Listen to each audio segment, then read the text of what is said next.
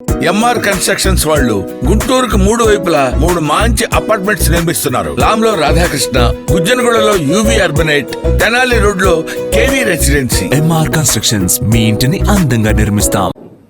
నా అదృష్టంగా భావిస్తున్నా. అందరికీ రంజాన్ శుభాకాంక్షలు. ఈరోజు మిమ్మల్ని చూస్తే నేను 40 ఏళ్లుగా రంజాన్ జరుపుకుంటున్నాం. నేను కూడా భాగస్వామి అవుతున్నాను. అయితే మీ అందరిని చూసినప్పుడు ఒక క్రమశిక్షణ, ఒక దాతృత్వం, ధార్మిక చింతనల కలయికే ఈ యొక్క రంజాన్ మాసం అత్యంత పవిత్రమైన మాసం. మనం అందరం కూడా పవిత్రమైన భావంతో ఈ రంజాన్ పండుగ జరుపుకుంటున్నాం.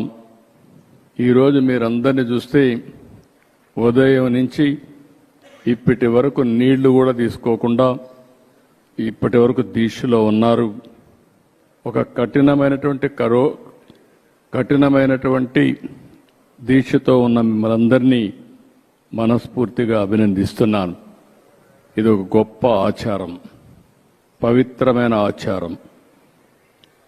ఉదయం నుంచి ఖురాన్ చదవడం, ప్రార్థనలు చేయడం, ధ్యానం చేయడం, అదే మరి ఇతరులకు సహాయం చేయడం, ఇలాంటి మంచి పనులు చేసి ఒక పాజిటివ్ దృక్పథాన్ని నిలవరుచుకొని మీరు మీ కుటుంబాలు ఆనందంగా ఉండడం కోసం పనిచేస్తున్నారంటే, అదే సమయంలో సమాజం కోసం కూడా మీరు దోహా చేస్తున్నారు. దానికి మనస్ఫూర్తిగా మిమ్మల్ని అందరినీ అభినందిస్తున్నానని చెప్పి కూడా నేను మీకు తెలియజేస్తున్నాను. ఈరోజు మనందరికీ ఖురాన్ నేర్పించినటువంటి ఒక మంచి గుణం, డబ్బులుండేవాళ్ళు వేరే వాళ్ళకి సహాయం చేయడం. ఇది ఒక పవిత్రమైన ఆశయంతో మీరందరూ ముందుకెళ్తున్నారు. అలాంటి సమయంలో మరొక్కసారి మిమ్మల్ని మనస్ఫూర్తిగా అభినందిస్తున్నాను. ఇప్పుడే కాదు, మొట్టమొదటి నుంచి కూడా తెలుగుదేశం పార్టీ మైనారిటీలతో అనేక కార్యక్రమాలతో అనుబంధం ఉంది. ఈరోజు ఈ రాష్ట్రంలో సమైక్య ఆంధ్రప్రదేశ్లో ఏమైనా జరిగిందంటే అది తెలుగుదేశం పార్టీ హయాంలో ముస్లింలకు న్యాయం జరిగింది తప్ప ఇంకోటి కాదు. పేదవాళ్ళు ఎక్కువ ఉన్నారనే ఉద్దేశంతోనే మొట్టమొదటిసారిగా ఎన్టీ రామారావు గారు మైనారిటీ ఫైనాన్స్ కార్పొరేషన్ పెట్టి మైనారిటీలకు సహాయం చేసిన పార్టీ తెలుగుదేశం పార్టీ. నేను ముఖ్యమంత్రిగా ఉన్నప్పుడు ఆ రోజు మీరు ఒక్కసారి చూస్తే ఉర్దూ అంత మునుపు ఆందోళన చేసేవారు. ఎన్నో ఆందోళన చేస్తే 13 జిల్లాల్లో సమైక్య ఆంధ్రప్రదేశ్లో ఉర్దూను 2వ భాష చేసిన పార్టీ తెలుగుదేశం పార్టీ అని చెప్పి కూడా నేను మీకు తెలియజేస్తున్నా. ఇదే కాకుండా హైదరాబాద్లో ఒకప్పుడు మక్కాకి వెళ్ళాలంటే బాంబేకి వెళ్ళేవాళ్ళు. అలాంటిది హైదరాబాద్లో బ్రహ్మాండమైన ఇక్కడే ఫరూక్ గారు ఉన్నారు. ఆ రోజు ఫరూక్ గారే మంత్రి, ఈరోజు ఫరూక్ గారే మంత్రి. ఆయన ఆధ్వర్యంలో ఆ రోజు బ్రహ్మాండమైన హాజ్ భవన్ కట్టాం. అదే మాదిరిగా ఏ ఆస్తులైతే వక్ఫ్ బోర్డు ఆస్తులు ఉన్నాయో అవన్నిటికీ ప్రత్యేకమైన కమిటీలు పెట్టి అవన్నీ కూడా పరిరక్షించిన పార్టీ తెలుగుదేశం పార్టీ అని చెప్పి కూడా నేను మీకు తెలియజేస్తున్నా. హైదరాబాద్లో ఉర్దూ యూనివర్సిటీ నేను ఉన్నప్పుడే తీసుకొచ్చాను. కర్నూలులో ఉర్దూ యూనివర్సిటీ నేనే తీసుకొచ్చాను. కడపలో మనం ఆజ్ హౌస్ కట్టాం.